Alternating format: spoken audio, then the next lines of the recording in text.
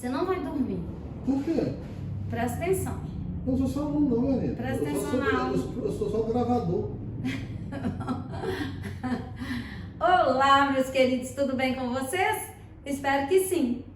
Hoje iniciaremos um tema que é imprescindível, não só pela sua atualidade, por todas as discussões políticas que permeiam esse tema até hoje, como também pela importância em termos de cobrança nas provas de vestibular. Eu desconheço qualquer prova de vestibular que não contenha a discussão sobre os fascismos. Quando eu digo os fascismos, é porque originalmente esses regimes que denominamos como regimes de extrema direita, que ocorreram durante o período chamado período entre guerras, todos eles são regimes que têm origem no fascismo italiano. Então, os fascistas italianos chegam ao poder em 1922, seguidos então, posteriormente, pelos outros fascismos. O nazismo é um fascismo, o salazarismo em Portugal é um fascismo, o franquismo na Espanha é um fascismo. Então, originalmente, o fascismo dá origem a todos esses regimes totalitários de extrema direita.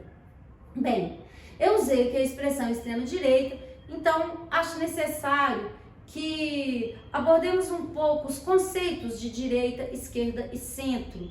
Esses conceitos, como vocês já sabem, eles nasceram na Revolução Francesa, nas discussões dentro da Convenção Nacional, quando surgem os grupos políticos jacobinos, girondinos e planície ou pântano. Os jacobinos de esquerda, os girondinos de direita e a planície de centro.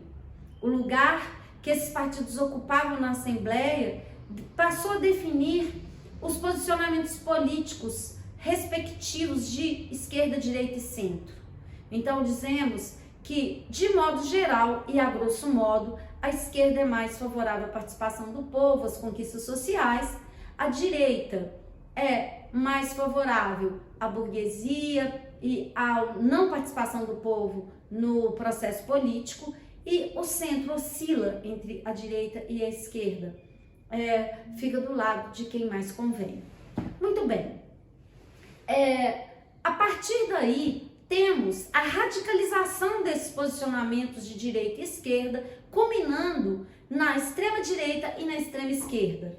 Os exemplos de extrema direita, os fascismos. Exemplo de extrema esquerda, temos o stalinismo na União Soviética. O que vamos abordar na aula de hoje é como os fascistas eles chegam ao poder em 1922. O fascismo, a Benito Mussolini, que é a imagem que vemos aí na tela, ele chega ao poder em 1922 e só sairia do poder em 1945, com o final da Segunda Guerra Mundial. Muito bem, para entender o mecanismo do que a gente vai discutir ao longo dessas aulas, vou começar com uma metáfora, a metáfora da galinha.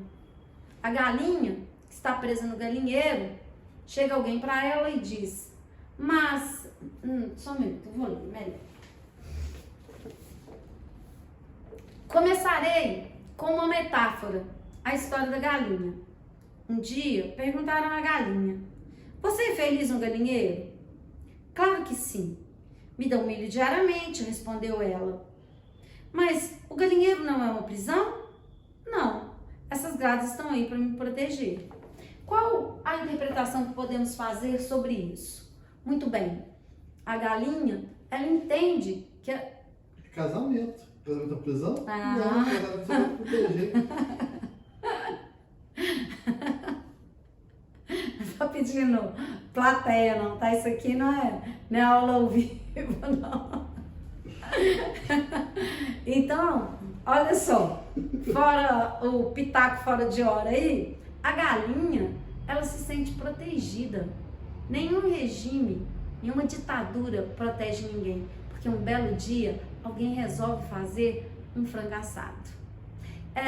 Lembre-se dessa metáfora ao longo de toda a nossa aula. Vamos lá. Muito bem. falarei aqui de alguns personagens importantes. Eu citarei, ao longo da nossa aula, trarei outros personagens, mas inicialmente falarei de um intelectual perseguido pelo governo de Mussolini, Antônio Gramsci. Antônio Gramsci foi um filósofo preso durante o governo de Mussolini por suas ideias, justamente por entender como funcionavam os mecanismos que acabaram levando os fascistas ao poder. Esses mecanismos, obviamente, eles fazem o trabalhador acreditar que esse governo os beneficia, quando na verdade só existe um beneficiado em todos os regimes fascistas, a alta burguesia. Mas é necessário que o povo acredite que está sendo beneficiado para que esses regimes obtenham o apoio necessário. Então, como Gramsci ele desvenda esses mecanismos do fascismo, ele acaba sendo preso e morre na prisão. Mussolini tinha horror de Gramsci. O grande filósofo Gramsci, ele acaba sendo então morto em uma prisão fascista. Quem tiver mais interesse em conhecer um pouco mais sobre a história de Gramsci, leia as Cartas do Cárcere, que explicitam justamente essa reflexão de Gramsci sobre o funcionamento do fascismo. Muito bem. Um outro aspecto importante, introdutório, que devemos abordar é a questão dos regimes fascistas apelarem para a ideia de misticismo. Então, esse misticismo que está ligado a todas as questões que explicam de forma não racional a um regime ou as questões humanas. Vejam esse texto. Atenção. Hitler e os nazistas gostavam muito do misticismo. Acreditavam, especialmente o misticismo oriental. Acreditavam em astrologia, ocultismo, numerologia, alquimia e numa certa interpretação da psicologia de Jung. Hitler era vegetariano e os nazistas enviaram uma expedição ao Tibete em busca do centro do mundo. É claro que as pessoas místicas nem sempre, claro que não, são adeptas do fascismo. O problema é outro. Como assinalou o filósofo alemão, outro gênio, outro filósofo que eu amo de paixão, Theodor Adorno, aquele que cria o conceito de indústria cultural. Nós já vimos sobre ele. Essas crenças anulam a capacidade humana de forjar o seu próprio destino.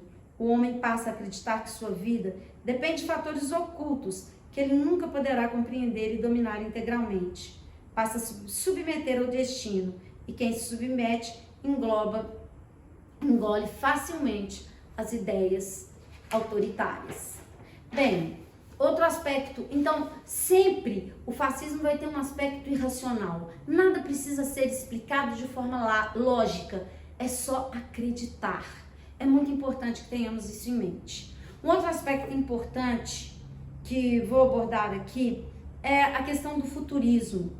Quando a gente pensa em como os fascistas eles abordavam a arte. Prestem atenção em mais um texto, acho que vale a pena abordarmos essa questão. No começo do século XX surge na Itália um movimento literário e artístico chamado futurismo. Seu principal líder foi o escritor Marinetti. Ele atacava a arte tradicional e defendia uma estética baseada na liberdade absoluta da palavra, exaltando os novos tempos de triunfo da máquina, da velocidade, da cidade, da energia e da vitalidade. Dizia que um automóvel de corrida é mais belo do que uma estátua grega. As ideias fizeram sucesso e se espalharam pelo mundo. Não havia poesia moderna sem as ideias futuristas. Na União Soviética, por exemplo, destacou-se o genial poeta futurista Mayakovsky. Na Itália, porém, os futuristas foram se associando ao fascismo, o que mostra que o louvor à máquina e ao futuro tinha um aspecto contraditório. Marinetti disse claramente: queremos saudar o amor ao perigo, o hábito da energia e da temeridade. Queremos exaltar o movimento agressivo, a insônia febril, o passo da corrida, o salto mortal, a bofetada e o soco. Queremos glorificar a guerra, única higiene do mundo, o militarismo, o patriotismo e o gosto destruidor. Temos aqui a arte associada às ideias fascistas naquilo que diz respeito ao militarismo e ao espírito de guerra. Vamos analisar também esse aspecto ao longo de nossa aula. Iniciaremos agora a nossa reflexão com o entendimento do que significa a palavra fascismo. Qual é a origem dessa palavra? Como vocês sabem, eu gosto muito da simbologia e da origem das palavras. Eu acho que essa busca pela compreensão da origem, ela nos faz entender muitos aspectos de vários elementos quando desejamos pesquisar. Então vejam bem, Fácio Vitório, a imagem que temos aí ao lado é uma imagem de um feixe, que é justamente o que vamos entender agora. A palavra fascismo é de origem italiana e vem de fácio de combatimento, esquadra de combate. Fácio em italiano significa feixe de varas. O símbolo fascista consistia em uma machadinha envolta em um feixe.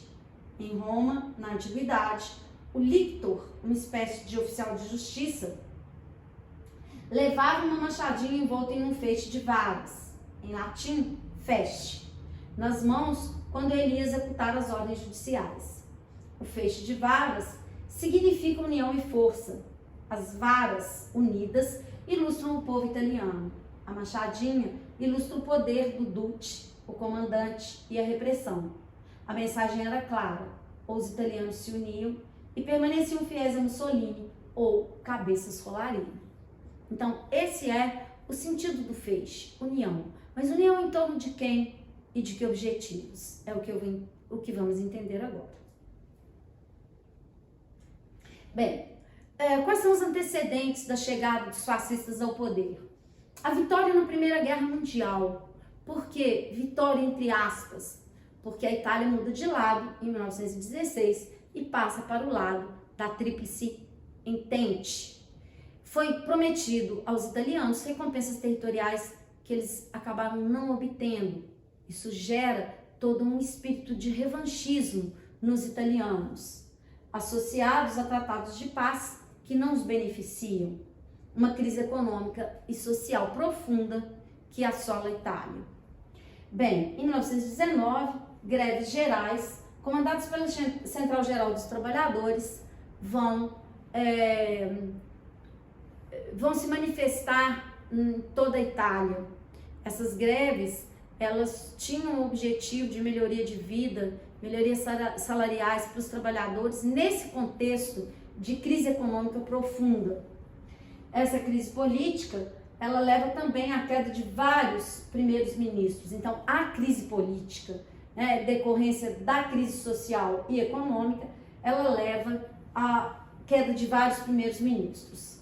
E dentro desse contexto, ocorre uma polarização entre o Partido Socialista, que cresce cada vez mais, associado às promessas aos trabalhadores, de acordo com a ideologia socialista, e o Partido Fascista. Eu tenho aí, em 1921, a criação do Partido Fascista, e essa polarização como um resultado da crise do liberalismo. A crise que ocorre no período entre guerras, ela vem mostrar que o liberalismo, ou seja, a ausência de uma intervenção do Estado, ela passa a ser vista por muitos como o fator que teria levado a essa crise econômica tão profunda. Então, muitos passam a defender um Estado forte, um Estado intervencionista. Muito bem. É nesse contexto que surge o Partido Fascista, em 1919, liderado por Benito Mussolini. Já falamos dele, né? A imagem ao lado é a imagem de Benito Mussolini. Ele nasce em 1833 e vive até 1945, ou seja, final da Segunda Guerra Mundial. Em 1919, ele cria o fácio italiano de combatimento. Esse fácio italiano de combatimento, ele era composto pelos chamados Camisas Negras. É uma milícia voluntária para a segurança nacional, um grupo paramilitar da Itália fascista, que mais tarde passou a ser uma organização militar. Devido à cor de seus uniformes, os seus membros ficaram conhecidos como Camisas Negras. Muita atenção aqui, gente. Então temos aí um grupo paramilitar. Esses grupos, eles eram formados principalmente por uma população excluída na Itália. Então, ladrões, assassinos, todo tipo daquilo que era considerado a escória italiana, sem lugar nessa sociedade, em profunda crise, eles acabam compondo esse espaço de combatimento, que de um grupo paramilitar, que principalmente matava os comunistas dentro desse contexto de polarização, atacava os comunistas e qualquer ideia divergente, passaram a ser denominados então de camisas negras. E são esses camisas negras que vão dar origem e apoio ao Partido Nacional Fascista, criado em 1921, com sede em Roma. Quem são os membros, a liderança desses partidos? Intelectuais nacionalistas, ex-oficiais militares e jovens latifundiários, que compõem um partido definido, como disse no início, de extrema direita. A ideologia: fascismo, nacionalismo e militarismo. Ou seja, lembrem aí o que eu falei sobre a arte e qual é a ideologia fascista, extremamente militarizada, de louvor à guerra. E o símbolo é o fácio, né? Como vimos aí a simbologia do fácio, né? Do feixe. O apoio, quem é que vai apoiar? A burguesia e a classe média. Então, entendendo toda a logística da criação do partido fascista. De um lado, eu tenho os grupos paramilitares, grupos violentos que atacam os comunistas. Por outro lado, eu tenho a elite do partido, formado por ricos, por pessoas poderosas na Itália. De outro lado, quem os apoiava? Quem os apoiava? A burguesia e a classe média, que faz vistas grossas a tudo que está acontecendo e é praticado por esses grupos paramilitares. Os assassinatos, todas as perversidades que esses apoiadores fingem não existir. E assim o Partido Fascista vai ganhando cada vez mais corpo. É o que veremos na nossa próxima aula. Como os fascistas chegaram ao poder. Como que ideias tão brutais teriam ascendido ao poder em 1922. Espero que tenham gostado, espero que tenham entendido. Um grande beijo, até a próxima aula.